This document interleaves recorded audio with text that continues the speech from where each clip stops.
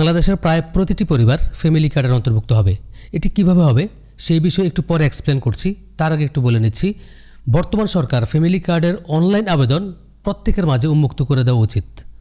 কারণ যদি ফ্যামিলি কার্ডের জন্য অনলাইনে নিজেদের আবেদন নিজেরাই করতে পারে, তাহলে কিন্তু মানুষের হয়রানি এবং অন্যান্য ক্ষেত্রে দুর্নীতির সংখ্যা অনেকটা কমে যাবে।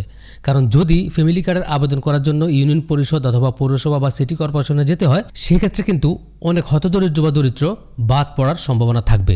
যার জন্য বর্তমান সরকারের উচিত ফ্যামিলি কার্ডের অনলাইন আবেদন উন্মুক্ত করে দেওয়া, যাতে করে প্রত্যেকটি পরিবার ঘরে বসে অনলাইনে মোবাইল দিয়ে ফ্যামিলি কার্ডের আবেদন নিজেরাই করতে পারে। তো আশা করছি আপনারা ভিডিওটি বেশি বেশি শেয়ার করবেন, যাতে করে ফ্যামিলি কার্ডের আবেদন অনলাইনে উন্মুক্ত করে দেওয়া হয়। তো এবার আসি আমি প্রত্যেকটি পরিবার ফ্যামিলি কার্ডের অন্তর্ভুক্ত কিভাবে হবে। তো আমি যদি একটু এক্সপ্লেন করি, সেটা হচ্ছে বর্তমান সরকারের ঘোষণা অনুযায়ী সারা বাংলাদেশে প্রায় 5 কোটি পরিবারকে ফ্যামিলি কার্ড দেওয়ার অঙ্গীকার করেছে সরকার। তবে সারা দেশের জরিপ অনুযায়ী এখনও পর্যন্ত সরকার সারা বাংলাদেশে 4 কোটি 10 লক্ষ পরিবারকে শনাক্ত করেছে ফ্যামিলি কার্ড দেওয়ার জন্য। তো এখন কথা হচ্ছে, আমাদের দেশে যদি 18 কোটি মানুষ হয়, আমরা যদি প্রতিটি পরিবারে গড়ে 4 জন করে সদস্য ধরি, মানে 4 জন মিলে একটি পরিবার আমরা ধরি গড়ে, সেক্ষেত্রে 4 কোটি 50 লক্ষ ফ্যামিলি কার্ড হলে সারা বাংলাদেশের প্রত্যেকটি পরিবার ফ্যামিলি কার্ডের আওতায় আসতে পারে। তো এখান থেকে আমরা যদি যারা উচ্চবিত্ত রয়েছে তাদেরকে বাদ দিই, তাহলে মধ্যবিত্ত পর্যন্ত এর নিচে যারা আছে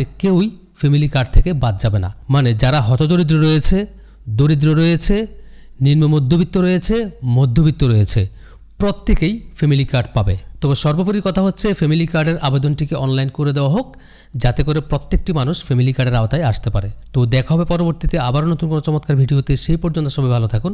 আল্লাহ হাফেজ।